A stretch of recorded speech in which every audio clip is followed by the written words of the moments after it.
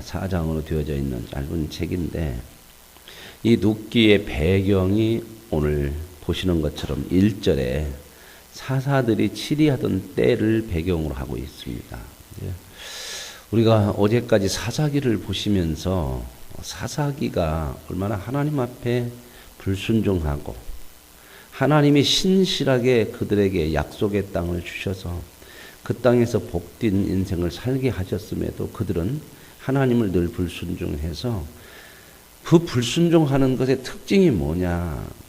자기들이 옳은 대로 생각하고 자기들이 생각한 대로 그냥 사는 거. 하나님의 뜻을 따라 살아야 되는 것이 옳은 것인데 사람들이 자기들이 옳은 대로 살았다. 그래서 자기 옳은 대로 살았던 사사시대는 어떻게 끝이 나느냐? 결국 불행해졌고 망하는 자리로 가더라. 이게 이제 사사기가 보여주고자 하는 거죠.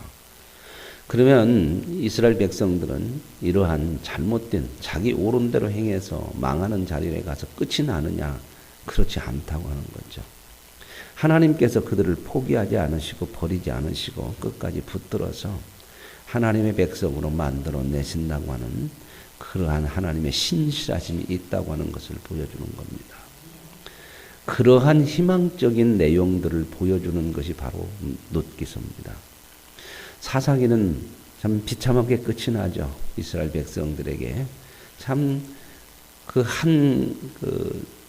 사사기의 뒤에 이게 부록처럼 붙어 있는 책을 보면 한 가정, 한 사람이 얼마나 하나님 앞에서 참 잘못된 인생을 자기 생각대로 살았나 하는 그런 내용들을 보여주고 그 다음에 나오는 게 한 부족이 또 자기의 생각대로 살아서 하나님 앞에 참 부끄러운 모습으로 살았던 내용들.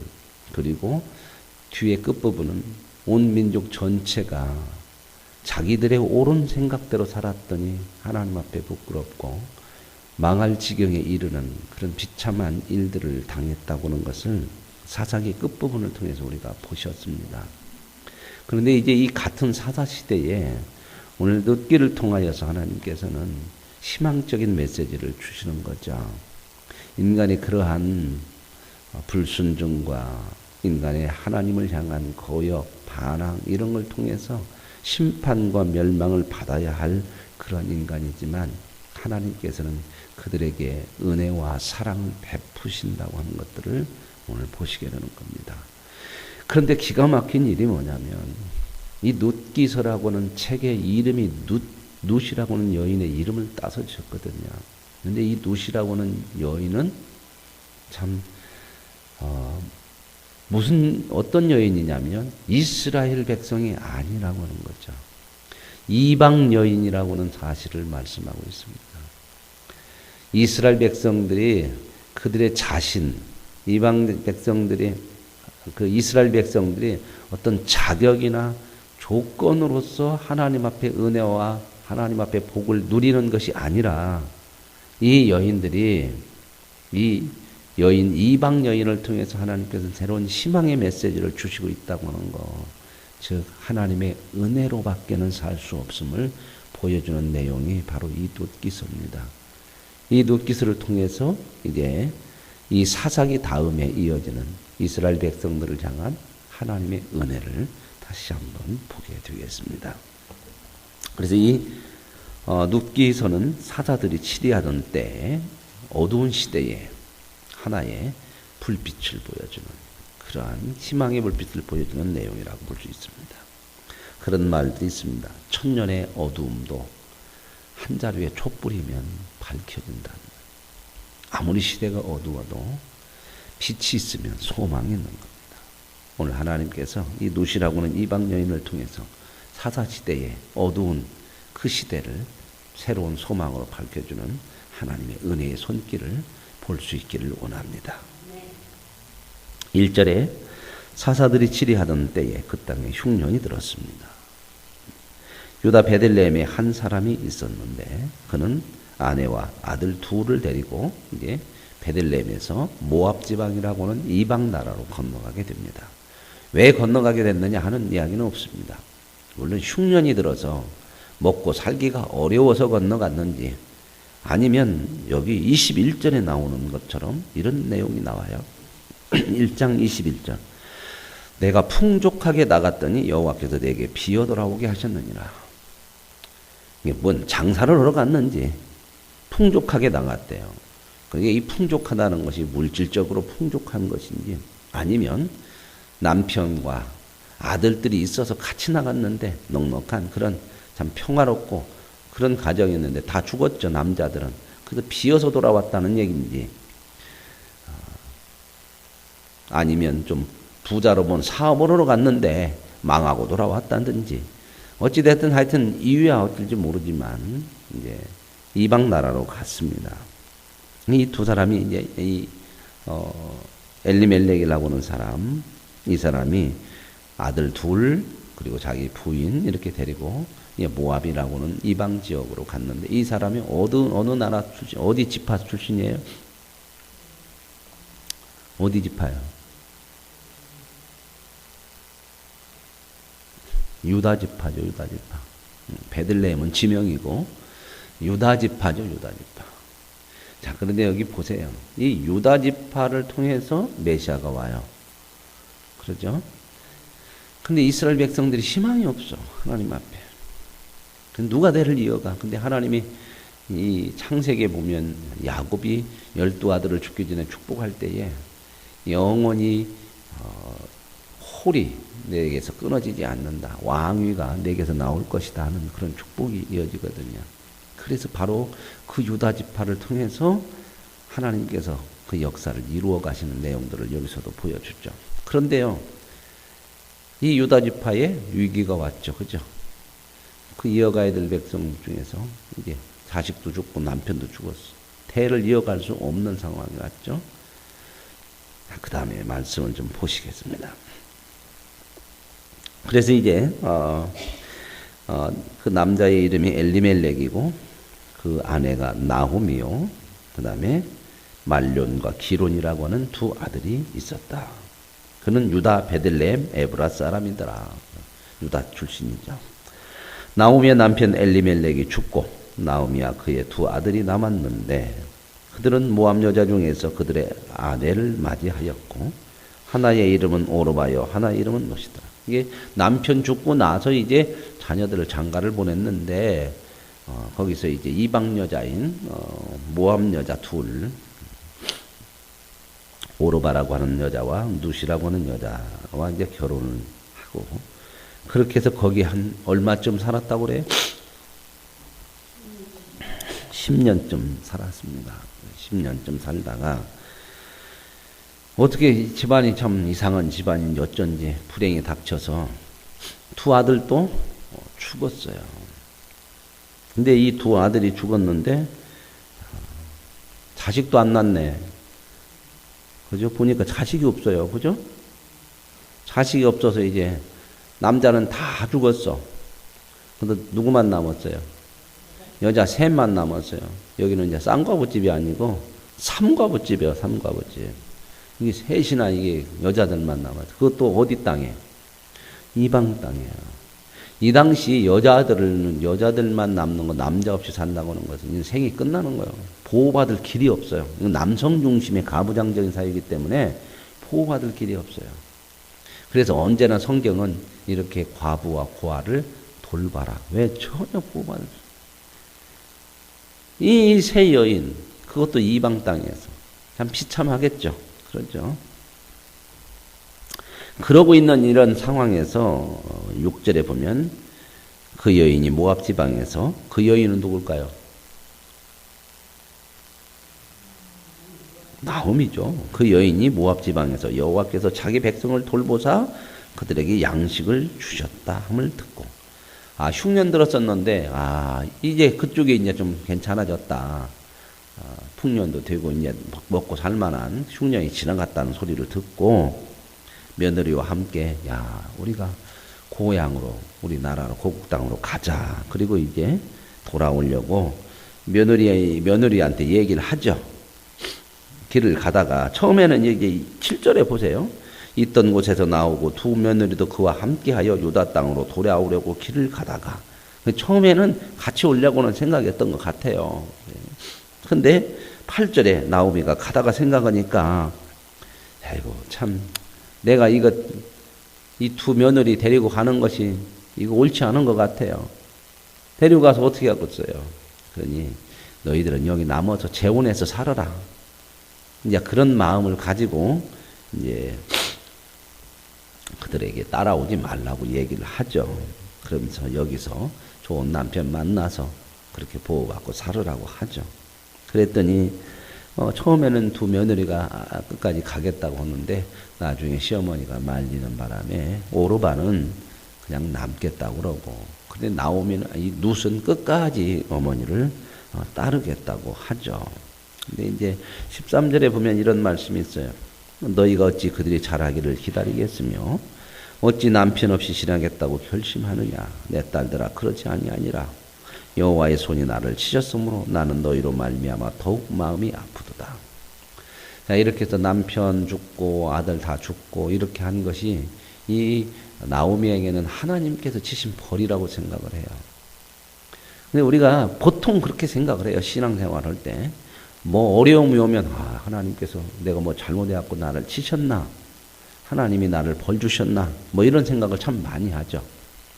이게 보통 신앙의 패턴이에요. 제가 이거 말씀 한번 드렸죠. 신앙의 패턴이 꼭 이렇게만 가는 거 아니에요. 뭔 일이 잘못되고 어려운 일이 있으면 하나님이 치시는 거 아닙니다. 꼭 치시는 거. 물론 잘못했을 때 하나님께서 때리시기도 하고 책망도 하셔요. 고쳐내시기 위해서. 그러나 우리의 잘못이 없음에도 불구하고 때로는 인생이 힘들고 어려움이 당할 수 있어요. 어려움이 올 수도 있습니다. 그럴 때는 왜 하나님이 그런 걸 허락하시느냐. 우리를 더 크게 키워내시기 위해서 그래요. 그러니까 그때는 자기 자신을 학대하고 회개하고 통곡하고 이런 쪽으로 가지 말고 잘 살펴서 그런 잘못이 없을 때 어려움이 올 때는 어떻게 해야 돼요? 나를 키우시려고 주시는 하나님의 손길이요. 그러니까 어떻게 해요? 그걸 감당해낼 수 있어야 돼요. 그걸 극복해 나는 힘을 달라고 하나님 앞에 간구하고 그걸 이겨나가야 된다고 말입니다. 그냥 무조건 잘못했고 내가 회개하고 통곡하고 그렇게만 해서는 안 돼. 신앙은 그렇지 않아요. 여러분 우리가 신앙생활 해보면 그러잖아요. 우리 인생이 잘못해서만 이렇게 힘들고 어렵습니까? 세상이 악하고 오히려 믿음으로 더 살으려고 할 때도 더 어려움이 올 수도 있는 거거든요. 그렇기 때문에 그런 신앙의 패턴들을 좀 생각하고 있어야 돼요. 근데 우리는 너무 그냥 모든 일이 조금 어렵기만 하면 전부 하나님이 때린 줄 알고 그냥 회개부터 하고 그냥 앉아도 눈물만 흘리려고 그러고 그러는데 그렇지 않아요. 이 나오미도 하나님이 이거 때린 건 아닌 것 같아요. 그죠? 힘들고 어려울 때 외국 나갈 수도 있는 건데 그렇게 생각을 하는 거예요. 비참해지니까 자기의 가정이 어려워지고 그것도 남편도 죽고 자식까지 둘까지 죽었으니 얼마나 참 마음이 아프겠습니까? 그래서 이제 그렇게 생각을 해서 너희들 따라올 거 없다. 나나 이렇게 고생하면 되지. 너희들이 하나님도 아니고 그러니까 너희들은 여기서 머물러서 새 출발해라. 그런 것 같으죠. 그랬더니 이제 오르반은 떠나고 나오미는 끝까지 남는데 이 16절에 그렇게 얘기해요. 어머니 나보고 돌아가라고 이렇게 강간을 하지 마십시오. 어머니 가는 곳에 나도 가고 어머니 머무는 곳에 나도 머물고 어머니 백성이 내 백성이 되고 어머니 하나님이 나의 하나님이 될 것이다. 참 여기에서 우리는 이 사사시대의 희망을 봐요. 사사시대는 다 어떻게 살았어요? 자기들의 옳은 대로. 자기 생각에 옳은 대로. 자기 생각에 옳은 대로 사는 이유가 뭘까요? 왜 그렇게 살아요? 내게 유익이 된다고 생각하는 거죠. 왜 우리가 하나님 뜻대로 잘 안 살아요? 내 생각대로 사는 때가 더 많죠. 왜요? 내 생각대로 살아야 더 좋을 것 같아서. 우리는 더 좋은 거 살으려고 하잖아요. 그죠? 더 좋게 살으려고 하죠. 그런데 우리가 말씀을 못 사는 게 뭐냐면 믿음이 없어서 그런 모습이 있지만 뭐예요? 결국은 내 생각대로 그렇게 사는 것이 더 나을 것 같아. 그리고 그렇게 사는 것이 더 편할 것 같고 그런 생각들이 많은 거죠. 이게 사사시대의 모습이었어요. 근데 이 여인, 이 룻이라고 하는 여인은 아니잖아요. 어떻게 보면 그냥 남아서 재혼하는 게 훨씬 낫겠죠. 가서 누구 지금 계속 떠받들여야 돼. 시어머니 계속 붙들고 살아야 되고, 요즘 같은 거 이렇게 허거지 않은 것도요. 남편이 있어도 시어머니 안 모셔. 그러죠? 그러니까 이제 요즘은 시어머니들이 아예 알아. 안 가려고 그래, 며느리에게. 가도 자고 와요, 안 자고 와요?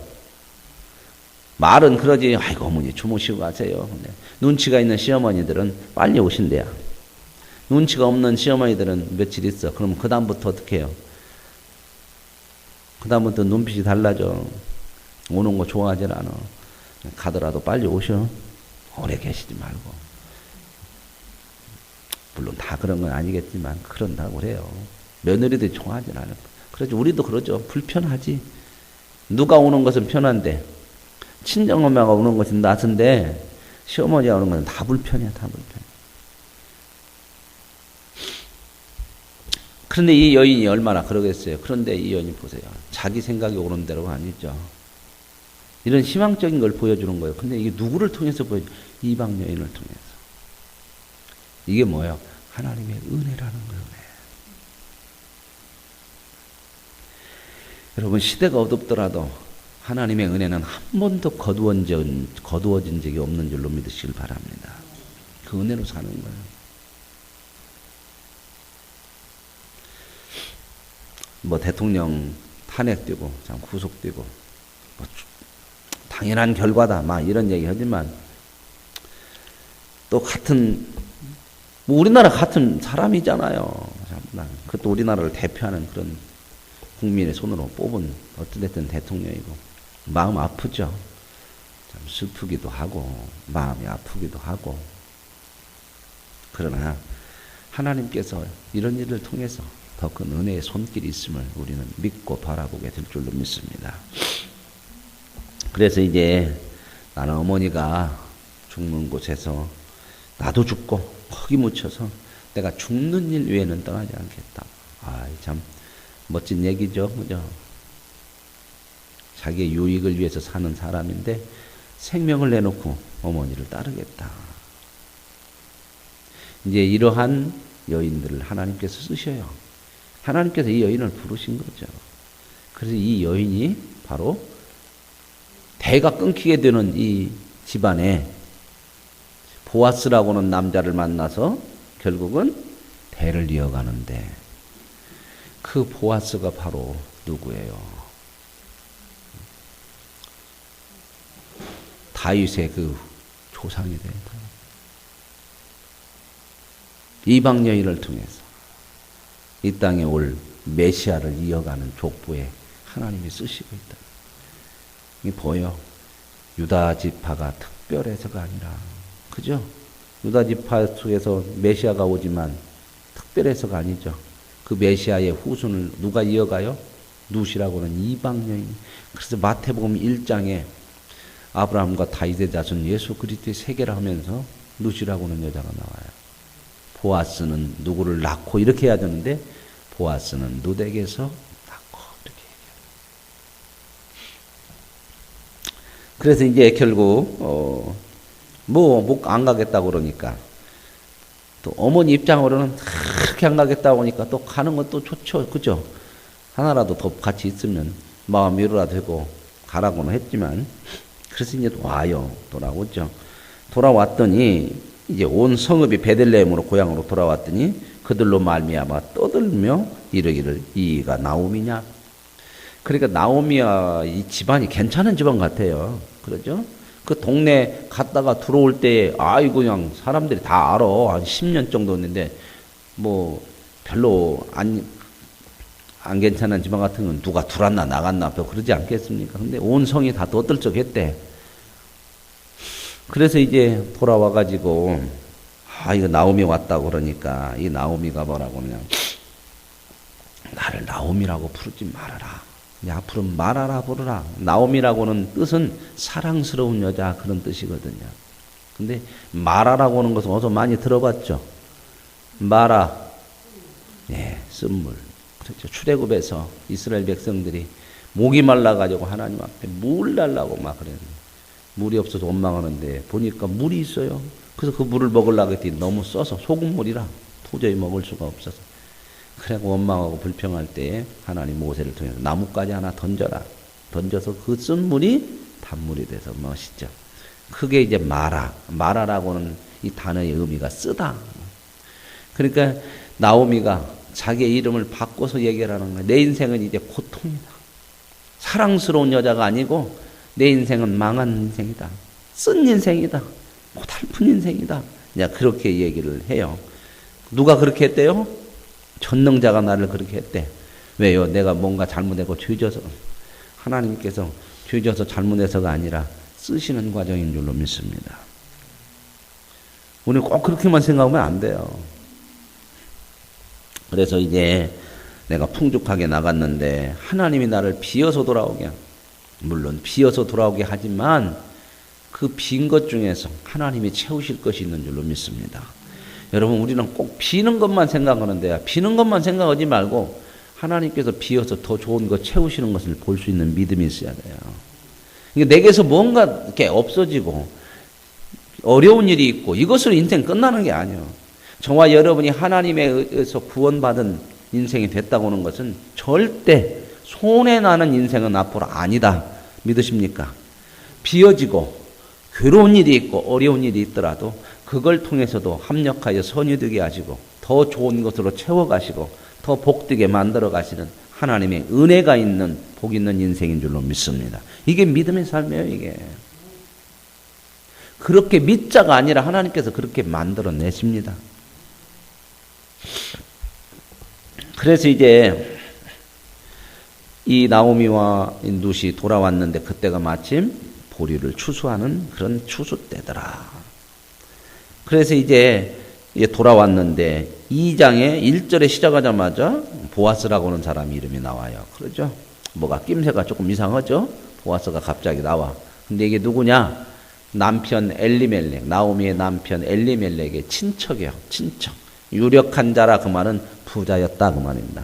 그래서 땅이 좀 많고 그래서 이 친척이 있는데 이제 이 사람 집에 가서 이제 룻이 뭐 할 것이 없잖아 여인들이. 그러니까 이삭을 주어요. 그래서 이삭을 줍는데 우연히 누구네 집에 밭에 갔냐? 보아스라고 하는 집에 밭에 갔다는 거예요. 우연히. 그러죠? 3절에 보면 우연히 그래. 근데 하나님이 우연히가 아니고 하나님이 그저 이끌어 가는 거죠. 다 예비하시는 거예요.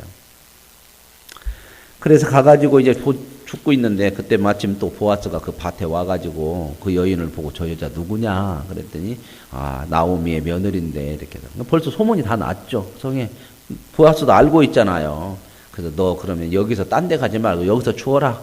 내가 소년들한테 저거 곡식 터는 저 사람들한테 희롱 오지도 말고 건드리지 말고 잘 보호하라고 하고 이삭 줍는데 건들지 말라고 할 테니까 여기서 주워라. 끝날 때까지 주워라. 아 좋은 그런 길이 열렸죠. 그러니까 나에게 이런 기쁨도 주고 위로가 주시니까 너무 감사하다고 했더니 안다. 네가 어떤 여자인지 소문이 다 났다. 시어머니 모시고 여기까지 와서 이런 거 다 그러죠. 선한 열매들이 선한 것 속에 맺혀지게 되는 거죠. 그래서 여기 12절에 이렇게 보아스가 얘기를 해요. 여호와께서 내가 행한 일에 보답하시기를 원하며 이스라엘 하나님 여호와께서 그의 날개 아래에 보호받으러 온 내게 온전한 상 주시기를 원하노라. 하나님은 우리의 피난처입니다. 언제나 하나님 앞에 피하는 자는 어느 누구도 거부하지 않고 거절하지 않고 받으시는 줄로 믿습니다. 이방 여인이지만 하나님의 날개 아래 피하러 온 여인을 통하여 하나님은 이 땅에 메시아를 준비하고 계셔. 주 날개 및 나의 피난처되네. 그래서 다윗은 고백하죠. 여호와는 나의 피난처요, 나의 반석이요, 나의 산석이요. 오늘 저와 여러분의 인생의 삶이 주의 날개 아래 있는 줄로 믿으시길 바랍니다. 언제나 피난처요. 그래서 룻이 그 보아스의 말을 듣고 너무 마음이 좋았어요. 그래서 뭐라고 그래요? 이 하녀를 위로하시고 마음을 기쁘게 하는 말씀을 해주시니 너무 감사하다. 그래서 이제 이 두 사이의 대화가 이루어지죠. 그죠? 참 벌써 하나님께서 참 이렇게 이끌어 가셔요. 이게 대화를 시작하고 나중에는 둘이 어떻게 돼요? 사랑을 하게 되죠. 그래서 이제 곡식단 사이에서 주우라고 그래요. 그러면서 이제 그 소년들한테 뭐라고 그냥 곡식도 일부러 조금씩 뽑아서 던져놔라. 아이고 그냥 뭐 여기서는 마음이 있어서 그런 건 아니겠죠. 그렇죠.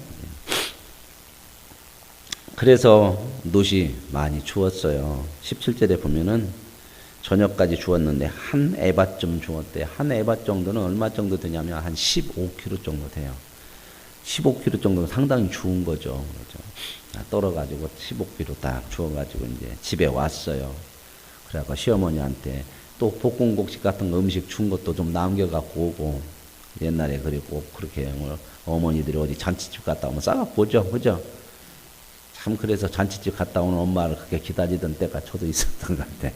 꼭 갖고 오면 신문지든 뭐든 이렇게 넣어갖고서 인절미도 좀 몇 개 싸오고 전도 좀 싸오고 그렇게 먹고 그렇게 컸는데, 그래서 이제 어머니 갖다 줬더니까 어머니가 그냥 많이도 주워갖고 그래서 오늘 어디 가서 일했냐고 물어보고, 그래서 보아스네 집에서 가서 일했다고 여인 얘기해요. 누군지 잘 모르죠. 그러나 이 나오미는 딱 듣는 순간 알죠. 그래서 다 여기서 벌써 이 나오미는 거기까지 생각을 하는 거예요. 20절에 나오미가 자기 며느리에게 이르되 그가 여호와께로부터 복받기를 원하노라. 그가 살아있는 자와 죽은 자에게 은혜 베푸기를 원하노라. 그치지 않아요. 살아있는 자들은 자기들이고 죽은 자는 누구요? 남편, 자식들. 거기까지 생각을 하는 거죠. 이 사람을 통해서 자기의 대를 이어가는 그 마음을 지금 가지는 거예요. 이게 누가 주셨겠어요? 하나님 주신 마음이죠. 그러면서 그 얘기 하잖아요. 또 그에게 이르되 그 사람은 우리와 가까우니 우리 기업을 물을 자 중에 하나니라. 이게 대가 끊어지면요, 이스라엘은 전통이 뭐냐면 친척 중에서 그 대를 이어줄 수 있는 어떤 책임들이 있어요. 이제 그걸 이제 생각을 하는 거죠. 그러면서 추수 마칠 때까지 그 집에 가서 꼭 거기 가서 주어라. 이제 내일 월요일 날 어떤 일이 벌어지는가는 이제 보시고, 오늘 하나님께서 어두웠던 사사시대에 이방 여인을 통해서 희망의 불빛을 보여주는 것처럼, 아무리 시대가 어둡더라도 우리는 믿음을 가진 사람들이기 때문에 이 어두운 시대에 하나님이 주시는 불빛을 보시고 믿음으로 희망을 가지고 살아가는 것, 이것이 하나님이 허락하신 은혜인 줄로 믿습니다. 어두울수록 좌절하지 마시고요, 어두울 때에 빛이 있음을 늘 볼 수 있는 은혜가 있길 원합니다. 하나님 아버지 감사합니다. 사사시대 희망이 없습니다. 하나님 앞에 불순종해서 결국 망할 수밖에 없는 자리에 이르는 이스라엘 백성들, 자기 소견에 옳은 대로 하는 것이 얼마나 인생을 파멸로 몰아가고 있는지를 깨닫게 하시니 감사합니다. 그런 하나님, 이스라엘 백성들을 버리지 아니하시고 하나님의 은혜로 이방 여인을 통해 새로운 희망의 빛을 보여주심을 감사합니다. 오늘 우리 같은 사람들을 어둠 가운데서 불러내 주셔서